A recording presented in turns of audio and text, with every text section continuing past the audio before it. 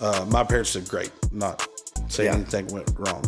By the time Sam gets grown, I hope I'm doing pretty well. Yeah. I mean, I'm doing pretty well. Depends on not bragging. I'm just saying, like, I started down there with absolutely nothing and worked my way up to where I'm at, and we're able to do more for him than I could have had done for me at his age. Yeah.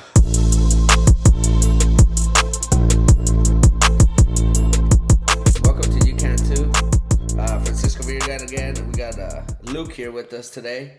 Met Luke a couple years ago during construction. He did some fencing, and man, he's dabbled into a lot of stuff here lately. He's also been a great help to me. I got some things coming up that have put me out of my comfort zone quite a bit, and Luke has been one of those mentors that I've had that helped me out quite a bit. But nonetheless, Luke, how's it going? Good, man. Nice to be here On a Saturday. on a Saturday. On the spontaneous. Yeah. Yeah. It's like, hey, let's do it. Yeah. Yeah, we've been talking about it for a while. And then I called Freddie. Freddie's behind the scenes, and I said, Freddie, what are you doing? I'm drinking coffee. I said, well, get ready, we're leaving. Picked him up. Yeah. So, Luke, you're from here, right? Yes, Durant, Oklahoma. Durant, Oklahoma. Just outside of there, Silo. Grew up there, more or less. And then after I kind of got a little bit grown, I went to work for Cummins Construction Company, building roads and bridges all around Oklahoma. Worked for them. I worked as a lab tech, designing asphalt and concrete, testing, that kind of stuff. Did you go to school? I had to go to, I did not go to school in the general sense, but I did have to become a certified technician through the state of Oklahoma to be able to test concrete, asphalt, and soils, testing to like build roads. Oh, I see. So like we went through that and did that. That was a great company. I mean, I worked for them 10 years. Pretty cool company. They're employee owned. So when I decided to hang it up there, I had some funds that needed to be transferred over, and kind of sparked me into the rental world, owning rental properties.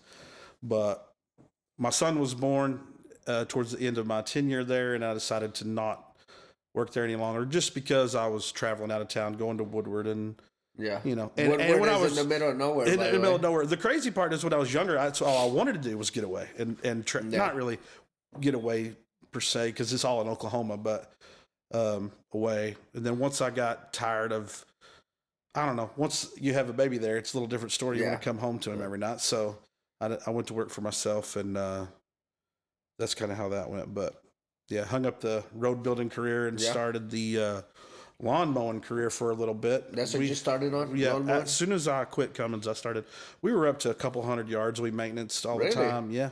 Yeah, and then we did weed control fertilization and did that. I mean, it was a pretty good deal for me, but my passion was always to own rental property and build houses. So, I don't know, build stuff. So now I own rental property, build houses, and build fences too.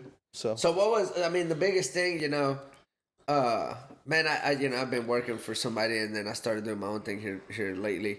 But what made you get that jump, man, into entrepreneurship? Which I think entrepreneurship, it's an overrated word nowadays. I don't think I'm an entrepreneur. I just think I'm trying to do something that for my family. I always think like more zeros and bigger, like a knowledge based for entrepreneur than what I would be. But I guess I am too. Yeah, I don't know. So to prepare myself for that jump, I just tried to pay down everything I could, made my living expenses as small as I could at the time. And so then when I went to work cutting grass, I knew I could find enough connections and enough people to be able to make it. And my wife is also a really integral part of that, because she's a registered nurse with her master's. Yeah. And really? Oh yeah. And she's helped me. She has a master's in nursing education, and the fact that I was married to her, chose a good one, helped me. Not that she has to make a lot of money, but it gave you she a held buffer. me accountable. She held me accountable, and she's going to tell me, you need to stay the course on whatever you decide to do. You can't be flip-flopping around. So I went down the lawn mowing path, and at the time I would keep my son during the day, and then she would get off and I'd go mow, and it was summertime. I'd mow on the weekends and at nights, and then it got to where I needed to be full-time. So that was kind of the transition from having a regular job, and then I paid for a lot of stuff cash up front, so I didn't have any payments, and then started cutting grass.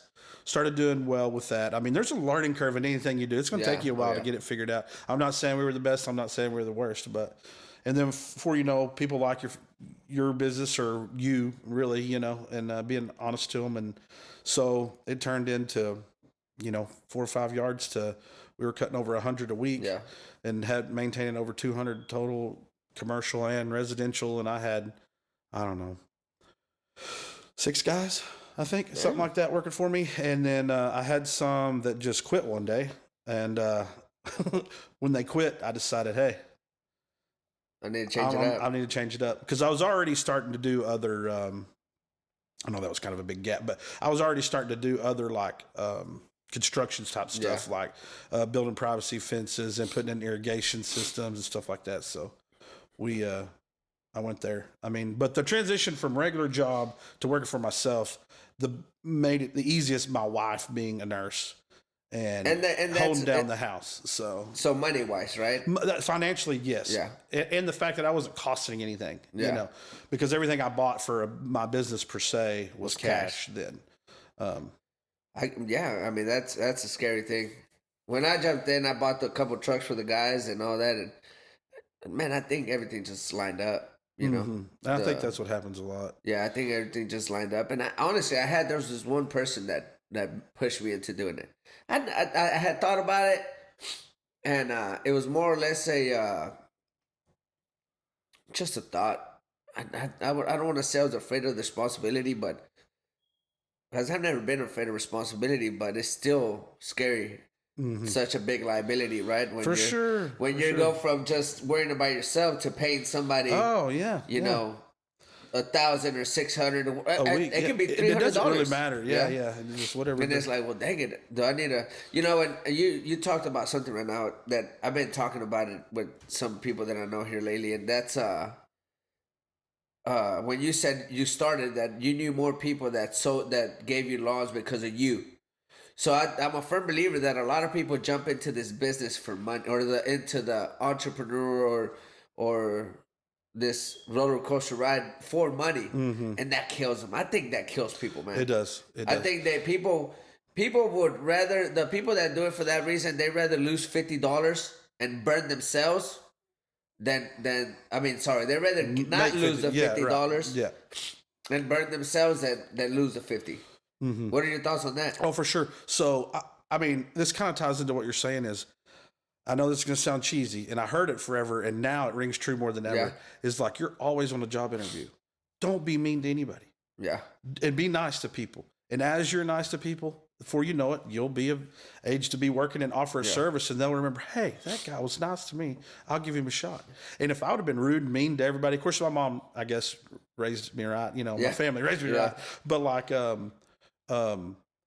I was always never worried about the money when I started working. I said, if I just go and bust it and do the best job I can, when it comes time to invoice, then people I don't want to get my check with my head down. You know what I'm saying? Yeah. And so the money just kind of came. Now, it was good that I really didn't need to eat the cash immediately. So that helped. Yeah. You know, and I'm very fortunate to be in that spot, you know, but it's because I kind of prepared a little earlier than that, started preparing to work for myself. You knew you were going to make that jump. I knew someday I was going to do it no matter what. Now, I couldn't have prepared for how much it cost, what I'm doing now, and where I'm at now. There's no way I could have dreamt that I'd have been, not that I'm some, you know. How old were you when you made that jump? If you don't mind me asking. 30, 29. 29. Yeah.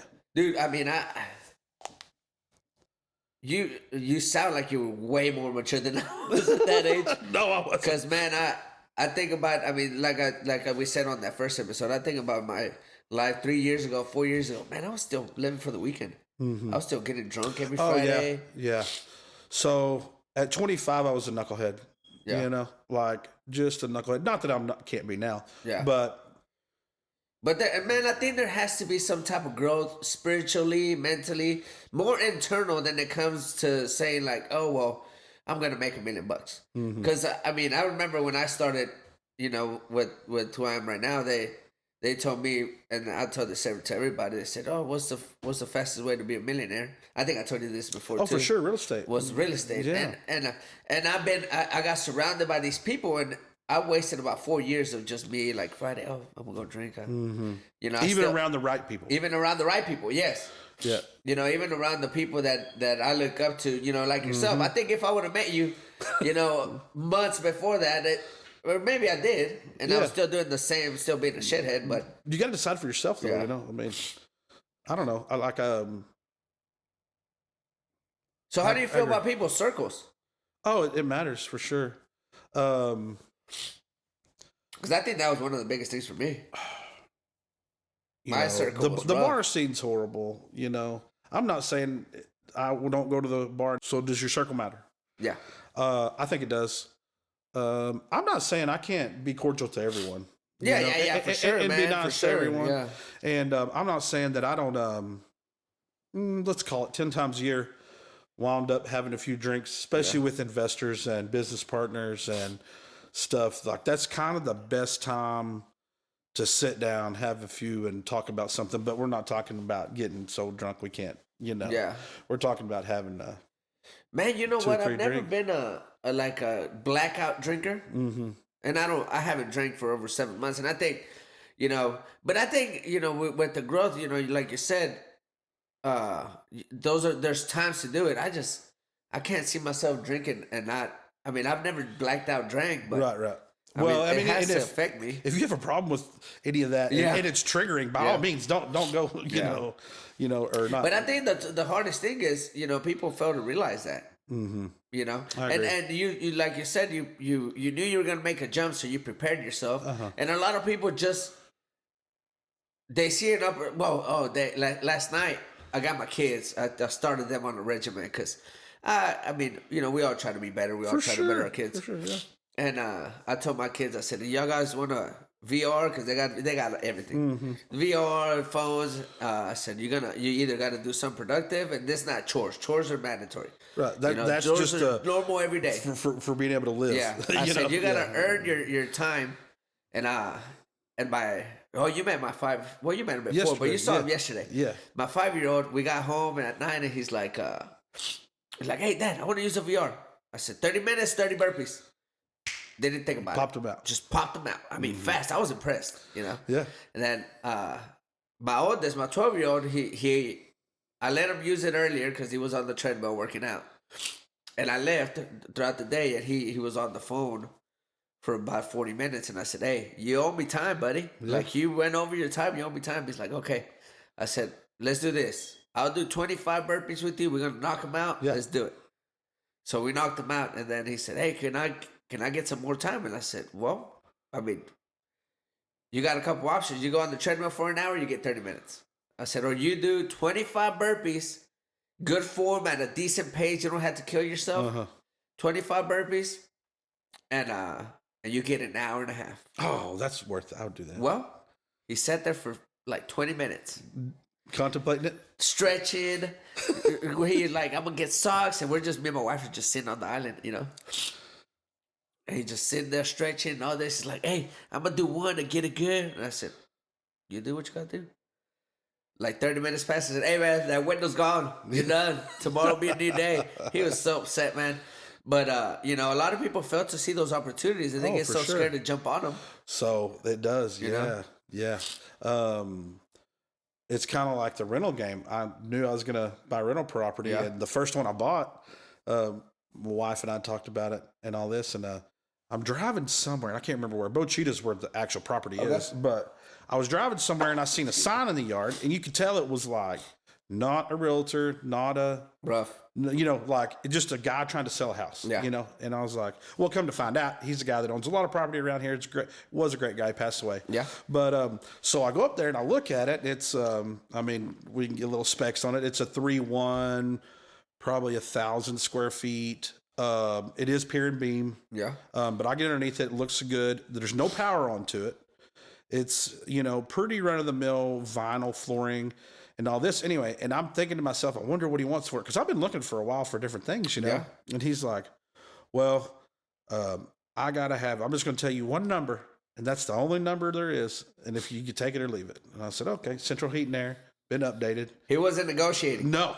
And so I was like, he said, I got to have $60,000 for it. And I said, when do you want to close? And he said, We can go meet the lawyer right now if you want to. I said, okay. So we went down there. I looked at it at 8:30. We closed on it at 9 o'clock. Obviously, I didn't do any title searches, Yeah. I did call one of my real estate attorneys, and I asked him about this guy, and he's like, oh, he's good. If he says he's good, he's good. I said, all right. And he did a quick check on it. He said, you're good to go. I don't advise people to buy stuff that fast. Yeah. Right. But I was just like, I'm not going to waste the opportunity and not pull the trigger right now. And of course, it's on a main road through there. It's a pretty good house. It's been a great property. You still have it? Still have it. It's a great property for me. Looked at it at 8:30, closed at 9:05. And then I text my wife at 9:30. At 9:30, I said, hey, we bought a house. What? You bought a house? I've never bought a house before. The house we lived in, she had purchased. So my first real estate transaction as far as my money involved. Yeah. Like I've been around some closings and all that. And she was a little upset. That took a little bit, for a little bit. And I was like, well, I like to pull the trigger when I see it, and being prepared ahead of time, knowing what I'm looking for, knowing the price range I'm looking for ahead of time. That way I don't have to, now I could buy 10 today and she wouldn't think anything of it if I told her to not. Well, man, I'm not saying we buy them in that groups, but I'm just saying she wouldn't think your twice. model has proof. It's proof. It's a proven concept, right? Yeah. So take the opportunity when it's there. Is all. How many years ago was this that you bought your first? 2018. So I haven't been in it not even that long. No. If you don't mind me asking, how many do you have now? So I'm tied to roughly 30. I was thinking about that on over 37, 38. Yeah. Now, by tied, I mean like the way my stuff is structured. I have one LLC that I own, just me solely, and that has some in it. And then I'm tied and partners in 50-50 on some and 30% on some, 25% on some that I'm all tied to. So I don't have that many individually percent myself, but I'm tied to a roughly. Man, but I think the cool thing about it is 2018 is not that long ago. No, so that's the thing. Sometimes I get mad at how slow I've gone. Too. And then I'm like, why didn't I speed up? But then also, like, every day I'm fighting and grinding, trying to figure out another way to get another one. Fighting and grinding, trying to figure out how to get. And so, of course, right now we're in the process and got 9 going of different things. So I didn't even count those in that 37. So there's properties out there right now that's actually for sale, may go on the market, we may rent. Just depends on whatever we want to do with them. That are also tied to my name too. That are brand new that we've built, waiting to go. So how do you feel?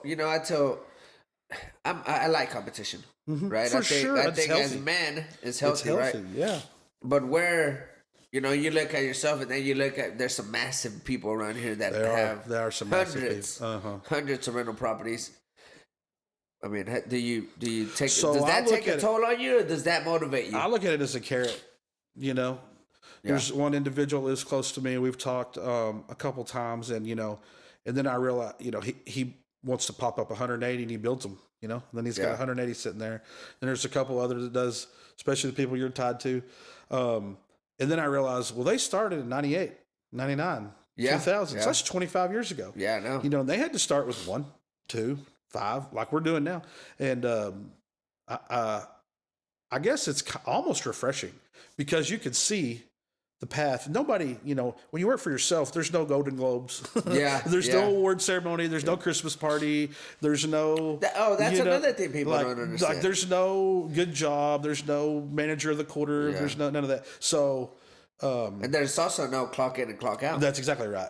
Yeah. And so I guess what I'm trying to say is the only other way you get kind of motivation, not really validation. I don't need that, right? Yeah. But like motivation is, if I keep my head down, keep working, this is where I could be a part of 1,500 rental units one day. Yeah. Or more or less. It just depends on what we do,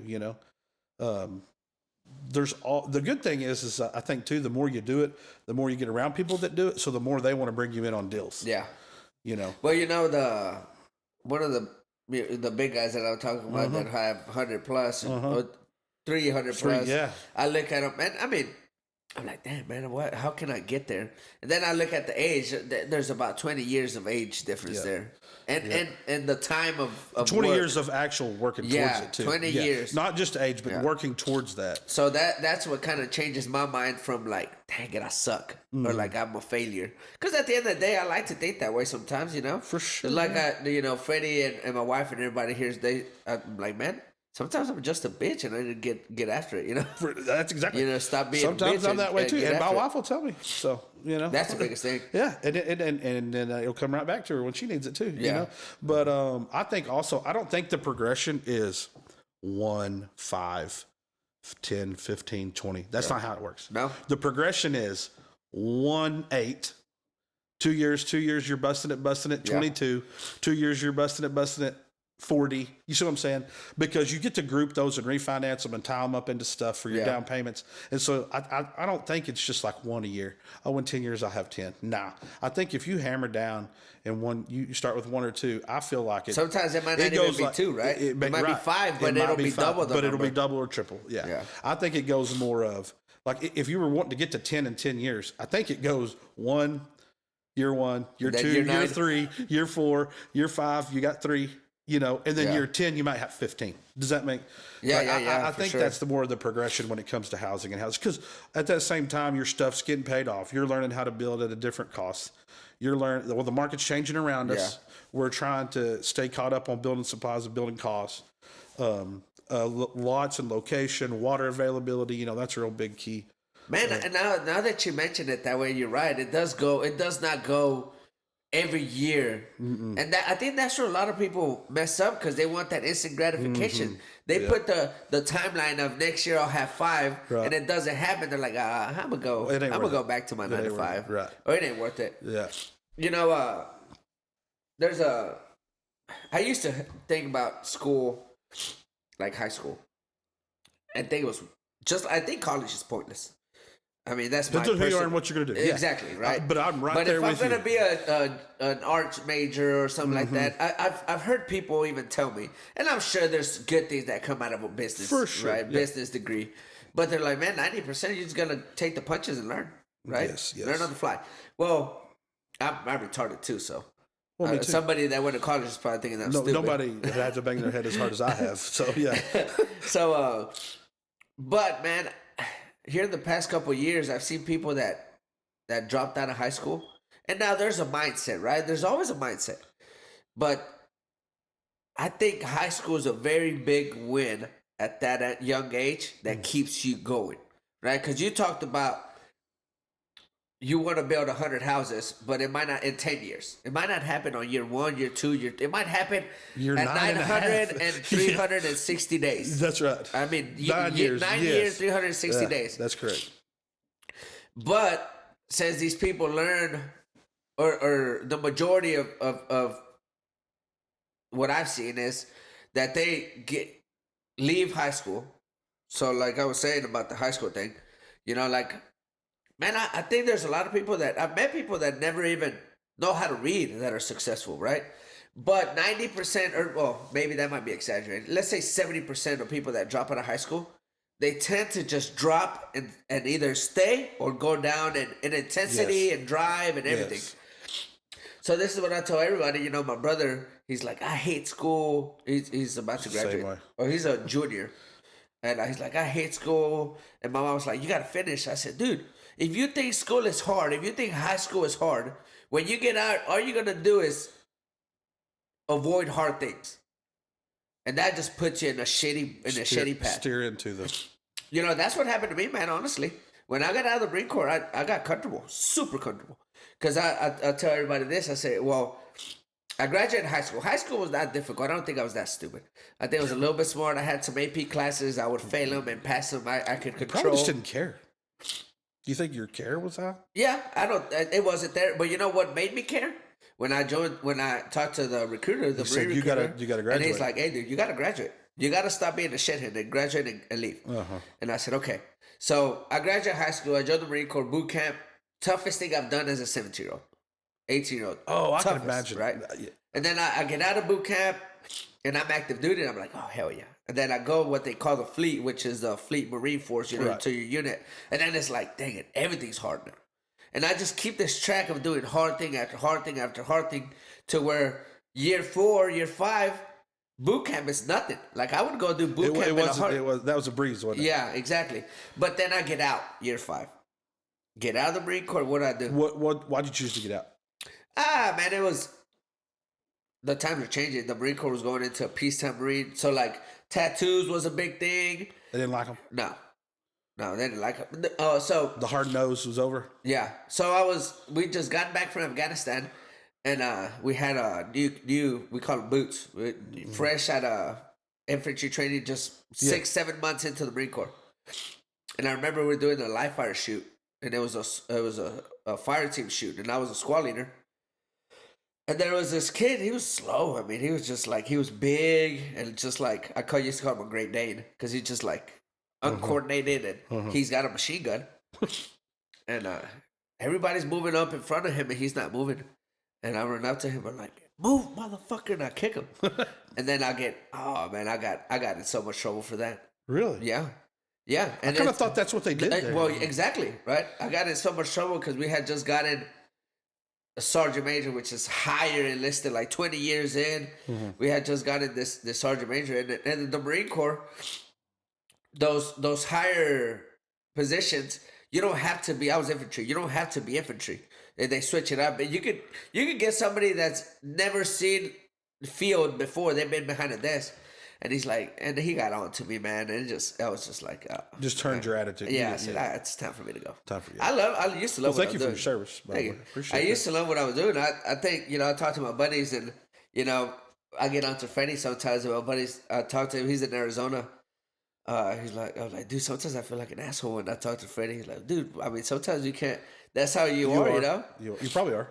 But going back just to like so I get out of the Marine Corps and I get out and I'm like, oh, I'm just gonna get. Well, actually, I said I'm gonna get lazy, and I was framing.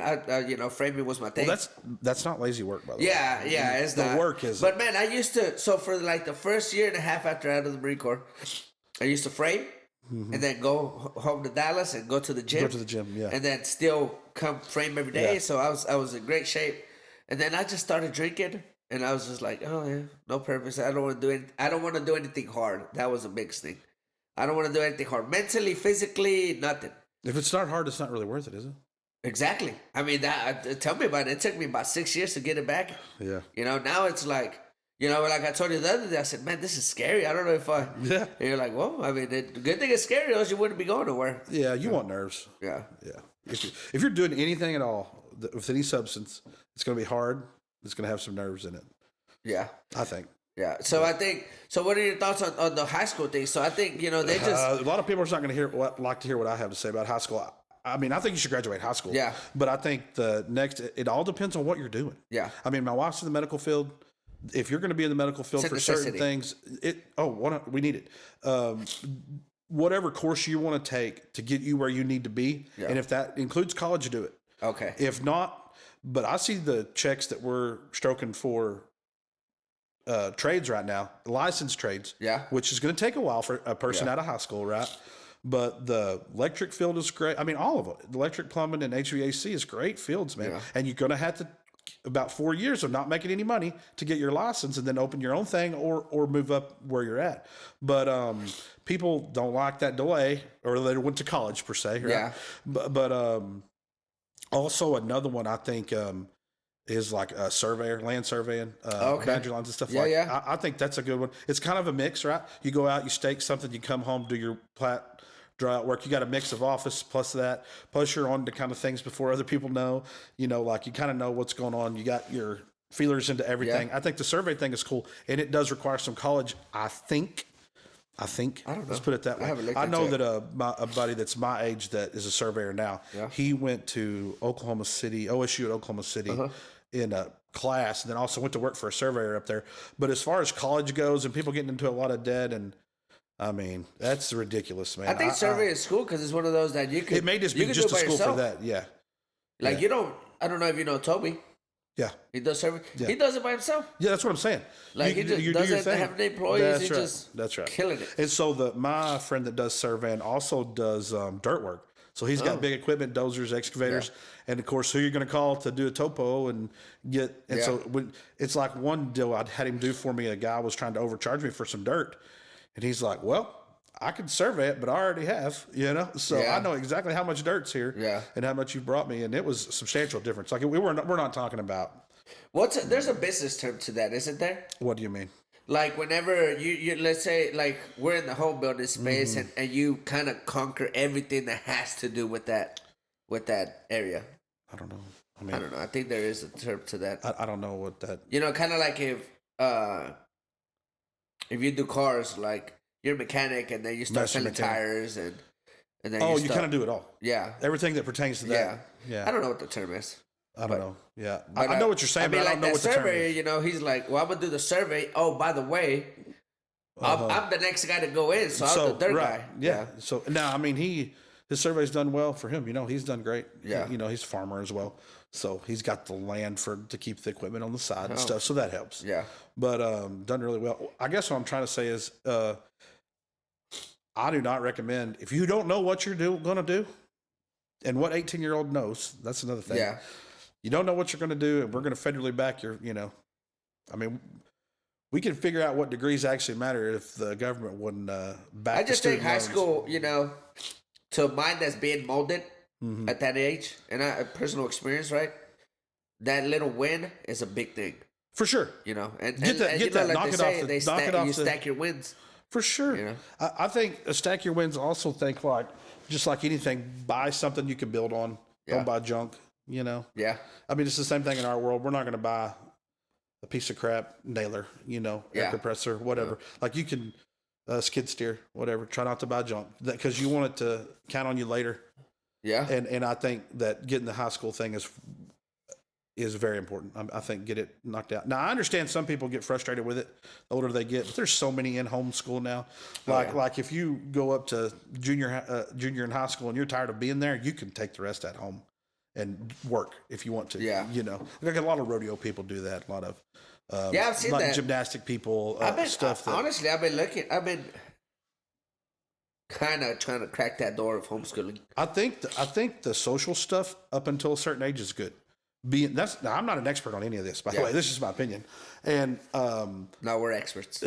Negative. I think the social for kids in school up to a certain age is great. Is great. It's done really good for mine, which he's only in second grade. But I think. How old is he? 8. 8. Yeah. But I don't. And it depends on the kid. Now let me ask you this: do you think kids that are not in the public school realm are awkward to a certain extent, or lack the social skills? In our area? Yeah. Yes. Yeah? Yes. Oh. Are they smarter in the other field? Yes. Yes. But book smarts is... Do they handle their stuff usually in groups better? As far as like a business setting group, they really do. Because they're more articulate as far as like terminology that they know from a book or from... Now, you get them with the same age people, and they're not going to be. But like... I guess what I'm trying to say is the homeschool kids are older than stated age when it comes to maturity certain topics. Because they're going to know, they probably read about it, Man, but you know what? Grant Cardone homeschools all his kids. Well, obviously he's also a billionaire, right? Right, yeah, that helps for sure. yeah, and for sure. Like his daughters, they're just like hanging out with billionaires, and we go back to the circle thing. Yeah. I think. Now, I mean, I know some pretty wealthy people that their kids graduate from public school. Yeah, public. Yeah. I think at the end of the day, it all comes down to the foundation of the home. For sure. Yeah, I agree. I agree on that too. Because you could be one of those homeschool parents that just hands out pamphlets. It's like, here, ABC, ABC, ABC. Yeah. And then like, all right, our hours are done today. Go back to do whatever you want. Mm-hmm. I guess what I'm trying to say is I think it depends on the kid and your situation. Yeah. And if, if something gets really radical and they change schools where it's really ridiculous, then I'd pull mine, Yeah. It's going to have to be pretty bad to do that, though. Man, you know what? It blew my mind how crazy Kingston is. I came from, my kid was going in Wills Point, Texas. Mm-hmm. And then, there was bad things. And we come here and I just hear these stories of, the stuff you see on social media of kids acting like cats and stuff like that. Do they do that here? Yeah. No. Yes. See, now that I might have to. Yeah, man. Yeah, and I was like, how is that possible in this small town? I figured it'd be a little bit better. I mean, I could be naive and not understand it. I mean, I'm always got that little section of my brain open for that. But my 99% of me is saying absolutely not. Yeah, mine too. So I mean, I can see you trying to pretend, if you're kind of playing, but when you take it home and you really want people to meow at you, like, oh, man, that's a little, no, it's not gonna happen. A little here. crazy. I mean, if you want to come to my house, we'll treat you like a cat, but we leave them outside. Yeah. So see, it's gonna be 10 degrees, by the way. Yeah, it's gonna be 10 degrees tonight and raining. So, or Man. yes, yeah. But yeah, I mean, I don't know. That's just weird. I don't know. Yeah, man, I'm kind of. I don't know that one's a touchy one. Yeah, but yeah, man, Kingston's that way. What? That's crazy. I would have never dreamt that. Yeah. Yeah, it blew my mind. I mean, maybe Durant's that way. I don't know it. I don't think so. I think I would have heard about it, but yeah. I don't know. But I was surprised when I heard that Kingston was that way. I mean, I heard the stories and all that, and I was like, "There's no way." It's another small town. Wellsport, Texas, is a small town. Yes. I was like, in Oklahoma. So, and Texas. The other one was in Texas, but I'm just saying, like, that. I'm not saying Oklahoma's outside of everything. Oklahoma education is low, though. For sure, I agree. Yeah, I agree. I don't know. I'm not in that world, so yeah, I don't want to stay too much on it. But I just watch my kids, and hopefully they do good. Yeah, I try to teach them something that they might use, and yeah. You think you're gonna you're gonna push the construction to your kid, or if he takes it, or what are your thoughts there? That's a great question. Short answer: I have no clue what I'm gonna do. Yeah, because that's what being a parent. Yeah, Long answer: he's so fascinated with anatomy. Is he? Huh. Yes. I mean, we've went and seen exhibits that's the real deal. And I know that. I mean, and of course, my wife is in the medical field, so I have no desire to be in that field. Yeah. Zero. I kind of figure you can't help but push your kids one way or the other a little, right? You're gonna. You're not gonna just. Especially like I can tell you, since my dad and everybody, framers and construction. And my stepfather that raised me was in construction, so road building. But like, I'm going to try to be as neutral and see kind of which way he leans. I think that I'm going to try to make sure that he has a good work ethic. Yeah. He's going to be able to talk to people and show up and realize no matter what he does or what degree he gets, he starts at the bottom and works his way up. Man, that's kind of what my goal is so far. And we'll see which way he leans when he gets older. Now, let me ask you, do you think, I don't want to say social status, your financial freedom has a big factor on the way that or your neutrality, or you pushing them towards a trade, or because my relationship with money versus how it was when I was his age is definitely different. My parents did great, not saying anything went wrong. By the time Sam gets grown, I hope I'm doing pretty well. I mean, I'm doing pretty well. Depends on. Not bragging. I'm just saying, like, I started down there with absolutely nothing and worked my way up to where I'm at, and we're able to do more for him than I could have had done for me at his age. Yeah. I think me learning, trying to become a better person, more about stuff, staying neutral. I think us financially doing what we're doing, it does allow me to be more neutral. Yeah. Versus, oh no, you got to get a job and you got to get out of the house at 18. You got to go work because I can't.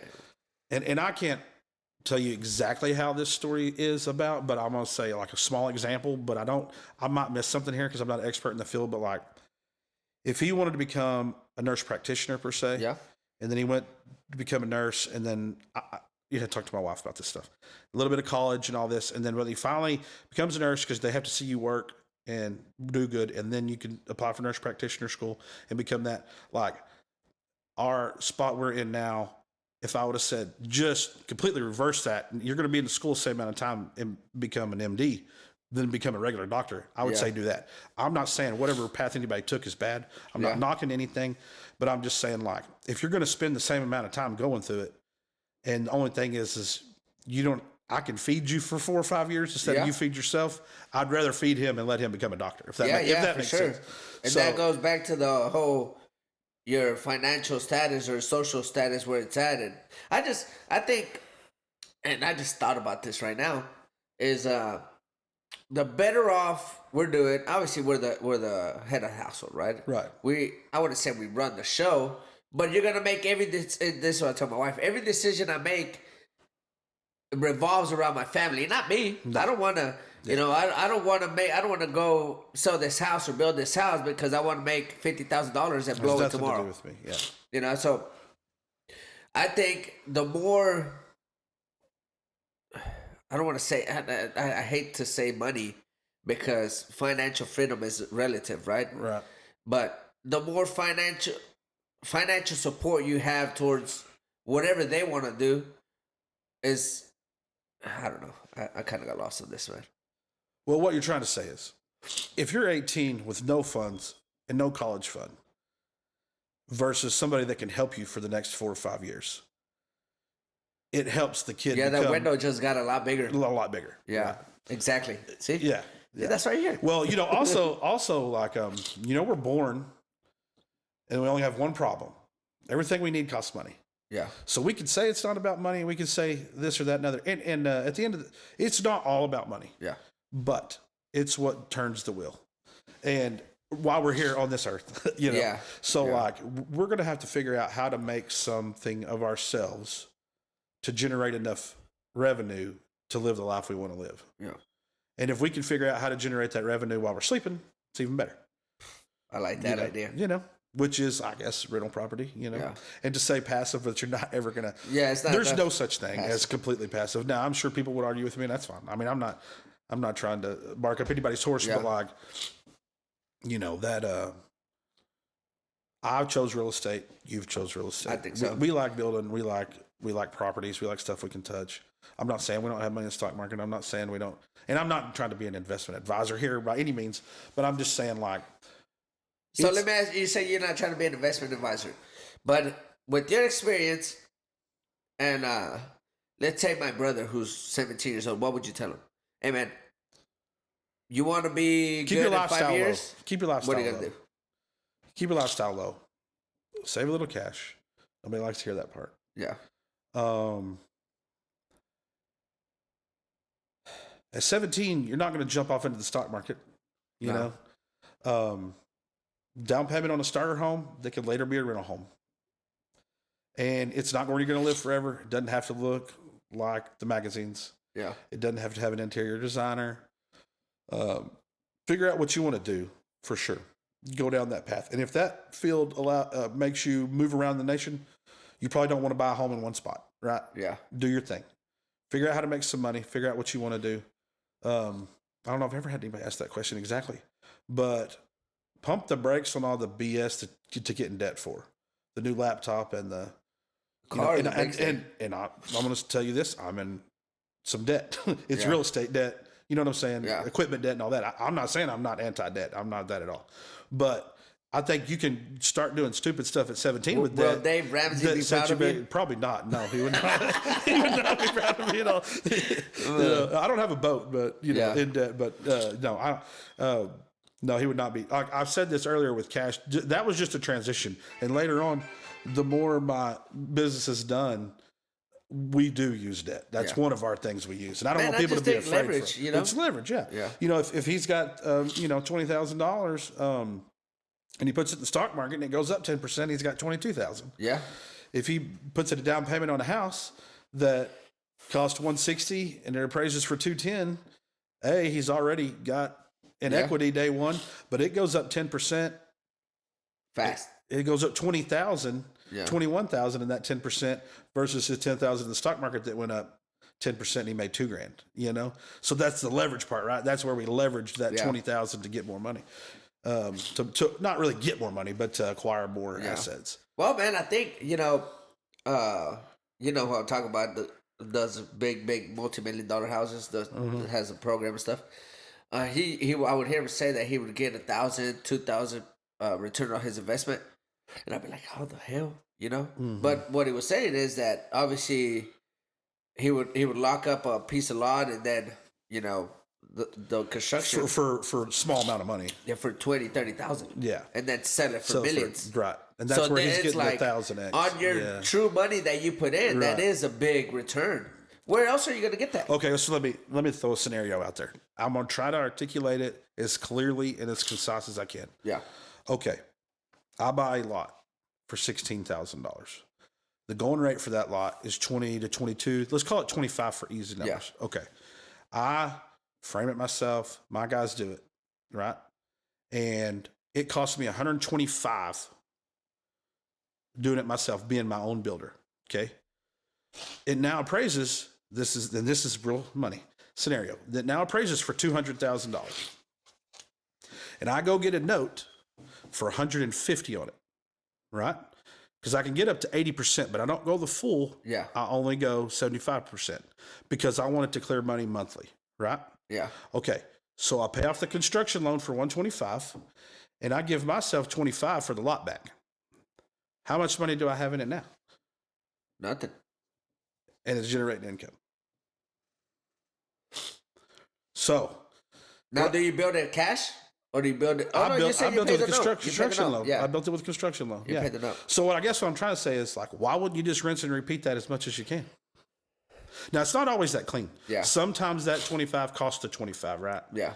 And sometimes you run into building stuff like they got to run sewer taps further. They got to run other stuff that costs $7,000, $8,000, $9,000. And so sometimes some of those houses I may have 10,000 after it's all done. Said it done. So, yeah, in it. But you have 10,000 into an asset that's worth 210, 220, 120 and I owe 150 times on that. it, and I owe 150 Yeah. on it. Yeah. Now the way that was working best was when we could get interest for 5.5. Yeah. So since interest is what it is now, that's the reason I started building some for myself, but building some for some other people too. Yeah. Because I had to offset that interest. So I really do have to put more cash in it now. I'm not saying it can't be done. I'm just saying I had to put a little bit more cash Yeah. because I don't want my payment more than.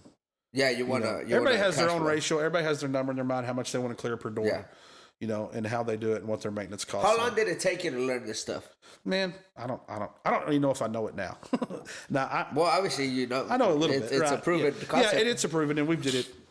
Because 40 like times. I was telling you that other day when I was looking into that big triplex, like I could build. I know how much I could build something for. Right. I could make it. But then But then on the underwriting, the front part, I was like, dang, I don't. So now you see why I'm like, I don't want to cut up roof line. Yeah. I only want this wide because it only takes this length of lumber.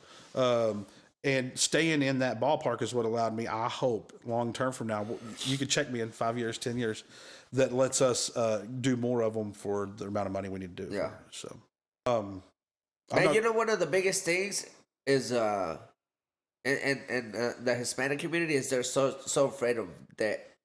Mm-hmm. I mean, I have I've heard that more than once. Yeah. Yeah. Yeah, terrified. Like they want to build everything cash. Cash. Yeah. I'm not saying it's wrong. No, I mean I'm not saying wrong. it's right. I mean, But man, the way I see it, this is what I tell people: is if you saved up 150,000, you can build something for 150, but by the time you got it saved, it's not 150 anymore. Exactly. That's the only thing. Unless you make a big deal. Well, depends on your rate of saving 150 and what you're doing to get the money. Okay, I guess there is ways to save 150 faster than that. But I mean, typically, nobody's gonna save 150 in a year. Nobody. I know some very wealthy people that could, but they're different levels than us. Yeah. Different levels of the stuff we're talking about. I don't claim to know that level, but the run of the mill guy is not going to save him 150. Yeah, no. I mean, the household income average is what, 50? Yep. 8,000 a year. So, bless you. Not this time. There it goes. So, trying to. People that try get so much further ahead. Yeah. As the old saying goes, every light don't have to be green. Put it in drive. Go forward. If the light stops, you stop. Yeah. When it turns green, go some more. Well, this is what I tell people, and they know different than when you go. Let's say you're gonna travel, you're gonna go to California. What do? You put GPS, Los Angeles, you follow it. Something might happen on the way. You might get a flat. You might run out of gas. For real. You don't think about that. You just go. Go. Put it on your mental GPS. Your Nobody final destination. Nobody thinks about road work or being a problem. Yeah. or a bump in the road Yeah. being a problem. And All- what all the happens way when that- you approach it? You just fix it, Just fix it, move on. deviate, whatever you got to do, move on. Low keep tire going. light pops on, you just Yeah. hopefully you can. But get in then there. you start putting, time and life and everything into goals, Yeah. and this people get scared. Yeah, and you got to make a living in all this too, right? Yeah. So like we can't save. I'm not able to save 100% what I bring in. You Yeah. know, so I'm too much of an idiot. yeah. I like last night. I'm sitting there laying down. I'm like, I think I want to buy a gun. And I text my buddy. I said 6.5 or 308. And he said 6.5. Good thing I went to sleep, or else I would have bought a gun last night. Yeah. But man, I think the biggest thing that I get from you, man, and I appreciate it, is sacrifice.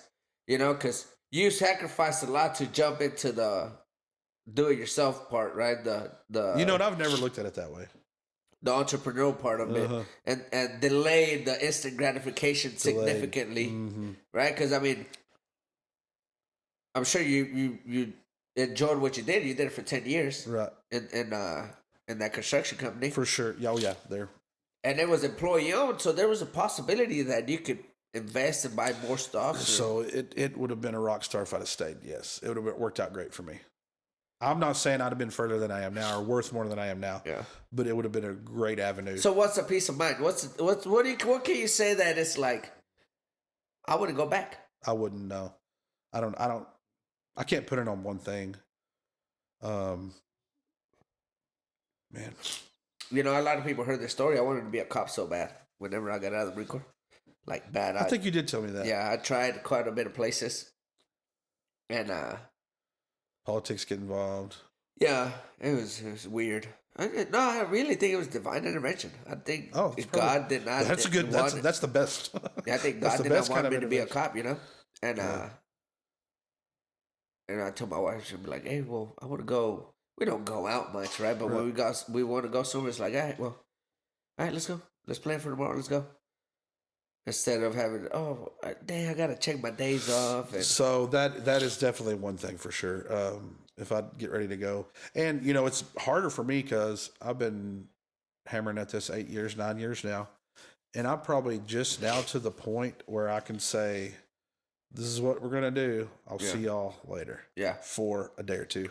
man, I've always been a big fan of your business structure. Honestly, Oh, thank you. you know, Appreciate I tell this to everybody. I said, man, Luke's killing it. He's got a couple guys, and he does the whole house. He works. He's literally his own boss. Because you build for yourself, you keep, you sell, try or to whatever keep you it, want to do. yeah. It's Or I'm all part of an entity, like, yeah. In reality, you apply the pressure and you relieve the pressure, right? If you're like, I got to get this done by tomorrow, you got to get it Yeah. done. And that's when I show up and kick in gear, Yeah. Not that they can't do it in Yeah. a timely manner.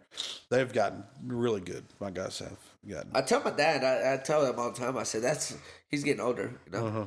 I said that's if you want a business model for you to stay busy, I'll show you Luke's way. Well, I don't have it. I don't think it's any special, but hey, it does work. Man, I think it's. I mean, you're getting to the point of growth now, as we can tell, right? Right. Where you start.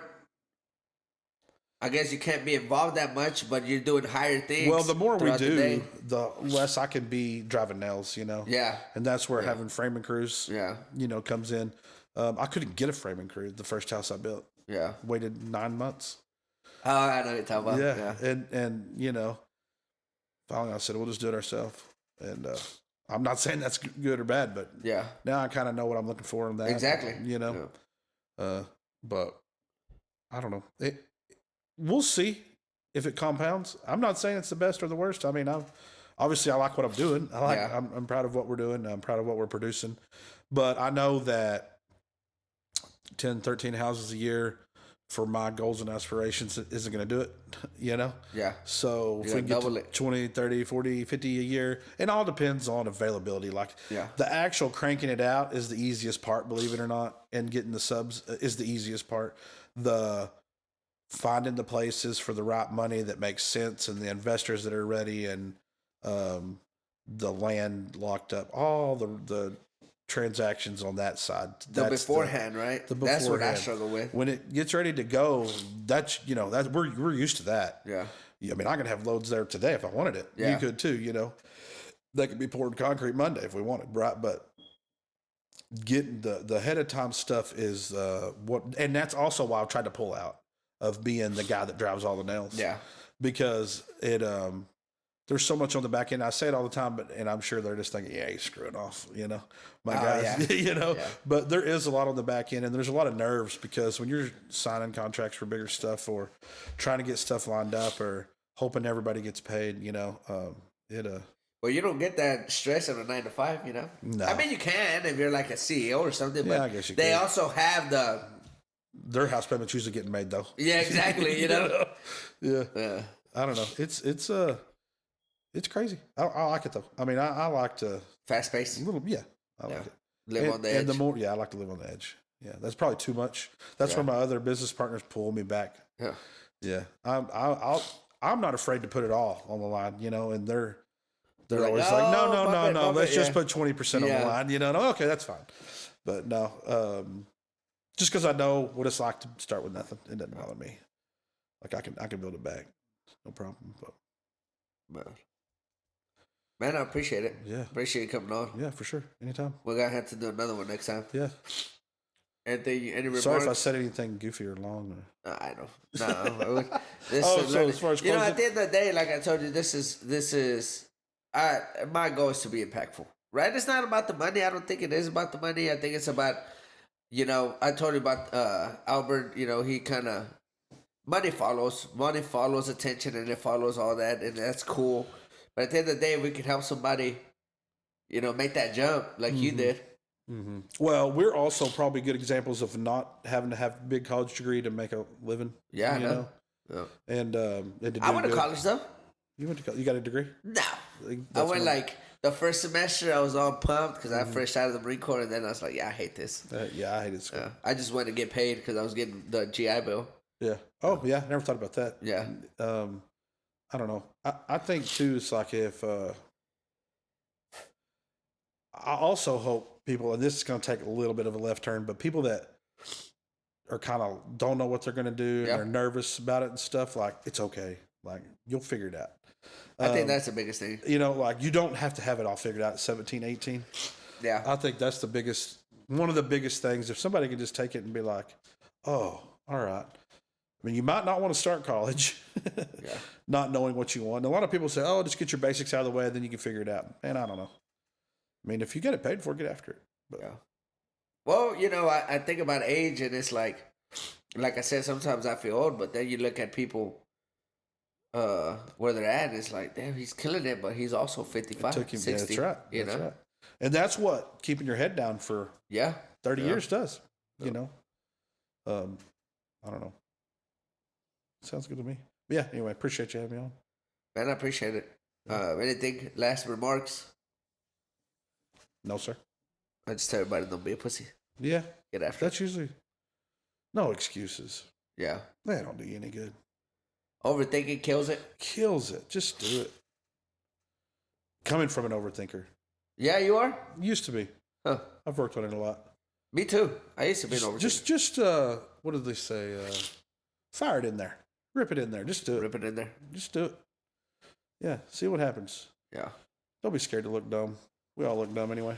I think if I had a final say, look at your circle. Yeah, that's important. Look at your circle. I'm not saying be an asshole and tell everybody to fuck off, but I mean, look at your circle. Look at the people you want to be and where you want to be, and The better you do, the further you get along in your journey, more people, including family, you have to limit. man, Limited exposure. including family. Including family. Yeah. I hate to say that, Yeah. but including family. Yeah. Have to have limited exposure to, Yep. Oh, Jim Rohn's a good one. Jim Rohn. Look him up. Jim Rohn. Not you, but that's like people Yeah. in general. Yeah. He made me quit being a knucklehead from 25. He's passed away now. What is it? But What it's does the it say? 7 essential things to life or Uh-huh. 12 something. I don't know what the number was, but it's something about how the art of the exceptional living. Jim Rohn. Okay. Probably the number one. I've read a bunch Yeah. and looked at a bunch and listened to a bunch. But Jim Rohn, and when it's when you find it, download the audiobook, he says on the back of this cassette tape. So it's from when we had cassette tapes, Man. but the message is still true today. Jim Rohn. Jim Rohn, that's the guy. What's a book? Is it a book? Yes, Or he's is more it- of a seminar guy. Okay. So the audio. Is he like a book, motivational speaker? Yes. Oh, I think I know who you're talking about. But he's good. But he's good. Yeah. So that's who I would say helped me the most. Jim Rohn. Jim Rohn. Yep. Oh yeah. Remember we're at Dodge. Yes. You said I read all the books, but Hundreds. nothing changed until I took action. That's right. Yeah. Also, like, don't get bogged down on every book that you read when it talks about making a list. I could literally make 6 hours of list every day if I'd made all the lists that every book wanted you to make, and what your goals and years and all that. I'm not saying don't write stuff down. I'm not saying don't do that, but you read them all, then you get all this stuff compiled in your head you need to do, and it's overwhelming. Somebody told me this year, when the year was going to start, they said, there's a very near and dear person to me. They said, hey, let's do a vision board party. And then I found a post from Gary Vee. You know who Gary Vee is? Yeah. And they said, fuck your vision board, just go do it. Just go do it. Just do it. Just do it. Yeah, I mean, I'm not Nike, but man, get after it. Like it all changes when you take action. Yeah. You start putting your money in stuff, it changes your mentality. And just to wrap it up, man, this, like I tell everybody, this is, I don't want to get all, I don't know if I know anybody that's like Grant Cardone on here, but man, I mean, what better testament than somebody like you who in 2018 you bought your first property, and I mean, I think you're killing it. Thanks, man. I appreciate it, and I really appreciated all the advice you given me, especially here in the past couple months. Oh yeah. I can just tell you what I've been through. I can't say it. I owe you more than I would have paid for that mentorship that I was telling you about. No, you don't. Yeah. No. But I mean, this is it. Another episode. Hope you guys enjoy it. If y'all got any questions, Luke does mentorships. No, but I mean, he's a great guy to learn from. I've learned a lot, and I really appreciate you coming on here, man. Yeah, man. I appreciate you. I'm sure we'll do it again. Yeah. So, well, that's it. Over and out. Yeah.